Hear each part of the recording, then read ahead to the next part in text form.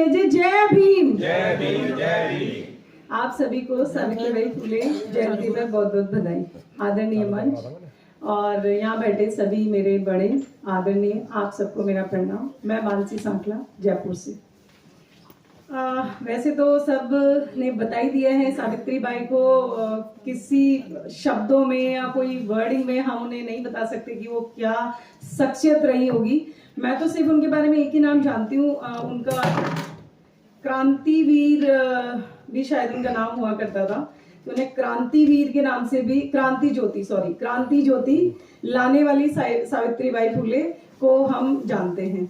हमारे मतलब सबसे पहली अध्यापिका सावित्रीबाई फुले, और सबसे अच्छी बात ये कि उनके जो पहले टीचर थे वो उनके खुद के पति ज्योतिराव फुले थे।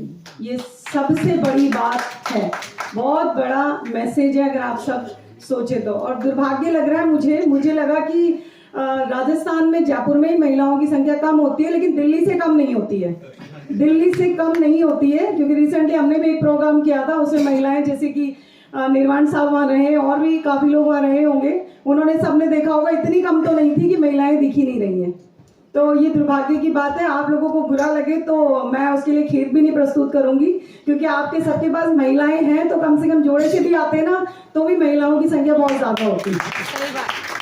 तो यहाँ बैठना ही नहीं है कि आप लोग यहाँ उपस्थित हो गए, तो बहुत ही अच्छी बात है। बट श्रीमती को साथ लाते तो हमें और ज्यादा गर्व फील होता कि हमारे समाज में सावित्रीबाई फुले आज भी कहीं ना कहीं ये जागृति ला रही है और ये चीज आ रही है। इनफैक्ट सावित्रीबाई फुले की जयंती पर तो ले ही आते हैं आप।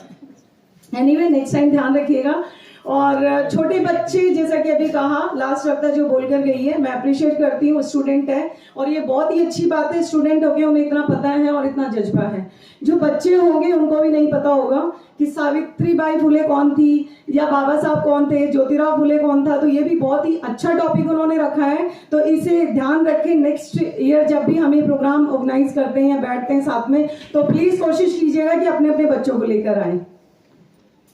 अब सबसे पहली बात कि मैं सावित्रीबाई फुले के बारे में तो क्या बताऊंगी, सभी को पता है कब जन्म हुआ था, कहाँ हुआ था, उन्होंने क्या किया था, नारी उत्थान के काम किए थे। स्पेशल बहुत जो बात यहाँ पे आती है ना, वो एक ही आती है कि नारी सशक्तिकरण, महिला सशक्तिकरण। मैं नाम तो उनका नहीं जानती हूँ, बट मैं आपका भी तहे दिल से आभार व्यक्त करती हूँ। आपने भी बहुत अच्छा पॉइंट रखा है कि आप अपनी बहू बेटी या अपने परिवार में महिलाओं को कितना सशक्तिकरण दे रहे हैं, उनको कितनी मतलब कितना आगे बढ़ाने में कितना उनका साथ दे रहे हैं। आप यहाँ पे पुरुषों की जो संख्या है बहुत ज्यादा है। अगर आप अपने मन में सोचिए, मैं किसी से क्वेश्चन कर तो सभी से रही हूँ प्रश्न तो, बट मुझे पता है कि स्पेशली किसी को खड़ा करके तो मैं प्रश्न पूछूंगी नहीं, पर अपने मन से सोचिएगा जरूर से कि कहीं ना कहीं कितना सपोर्ट हम कर पा रहे हैं महिलाओं को, कितना सपोर्ट हमारी नारी शक्ति को हम दे पा रहे हैं। बहन हो सकती है, वाइफ हो सकती है, और हमारी बेटी, हमारी नाती, बहुत सारे रिश्ते होते हैं महिलाओं में। तो आप कितना सशक्तिकरण, कौन कितना कर रहा है, तो शुरुआत अपने घर से करें। 1831 की सोच के मेरे रोंगटे खड़े होते हैं कि सावित्रीबाई फुले ने कीचड़ भी झेला, गोबर भी झेला, उन्होंने सब चीजें जो झेल के, और उसके बावजूद भी ये एक ऐसी महिला रही कि इन्होंने एक शिक्षा के क्षेत्र में, मतलब मेरे ख्याल से 1853 लगभग इन्होंने 3 विद्यालय खोले और 150 महिलाएं उस वक्त, मुझे लगता है यहाँ तो 50 महिलाएं भी नहीं है, वो 150 महिलाओं को इकट्ठा कर पाई। सल्यूट है और उनको सलाम है, इतना जज्बा उस वक्त में था। तो आज क्यों नहीं है? सारे पुरुष अगर सोचे कि महिला सशक्तिकरण को बढ़ावा देना है, हम किसी भी एंगल से ले सकते हैं महिला सशक्तिकरण को। अब जैसे उन्होंने जो हमारी सावित्रीबाई थी, उन्होंने सभी जितने भी कार्य ऐसे हुए उन पे उन्होंने बहुत ध्यान देकर और काम किया।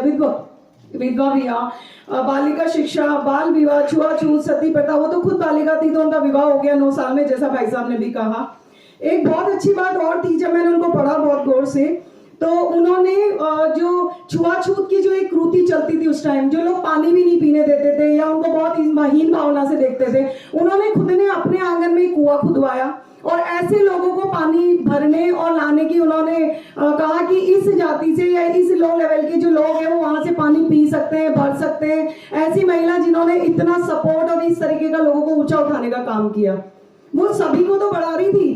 तो आज हमारी महिलाएं क्या कर रही है, हमारे पुरुष महिलाओं को आगे पकड़कर अगर उन्हें आगे बढ़ाने की कोशिश करेंगे, उन्हें लाएंगे फ्रंट में, तो क्या वो नहीं कर पाएंगी? आप नहीं सोचते कि महिलाएं कुछ कर सकती है?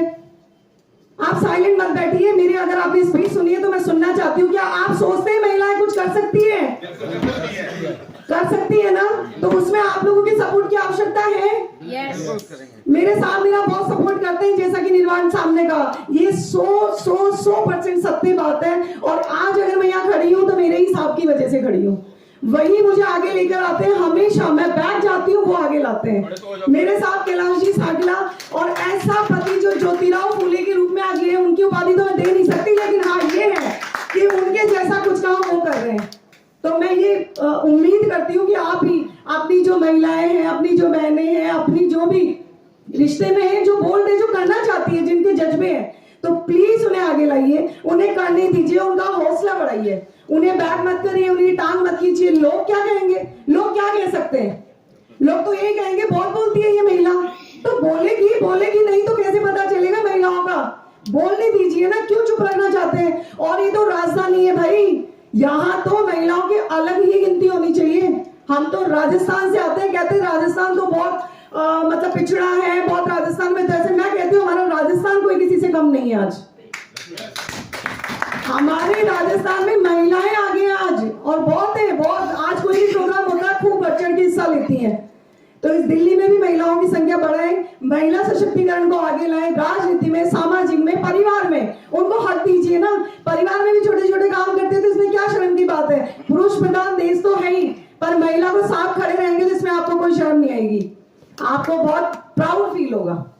तो कृपया करके मेरी ये आप लोगों से, जो इतनी दूर से मैं आई हूँ ना, बस यही रिक्वेस्ट करने आई हूँ कि कम से कम महिलाओं की संख्या ज्यादा बढ़ाइए और महिलाओं को अपने साथ लाइए, अपने जोड़ीदार को अपने साथ रखिए, कंधे से कंधा मिला के।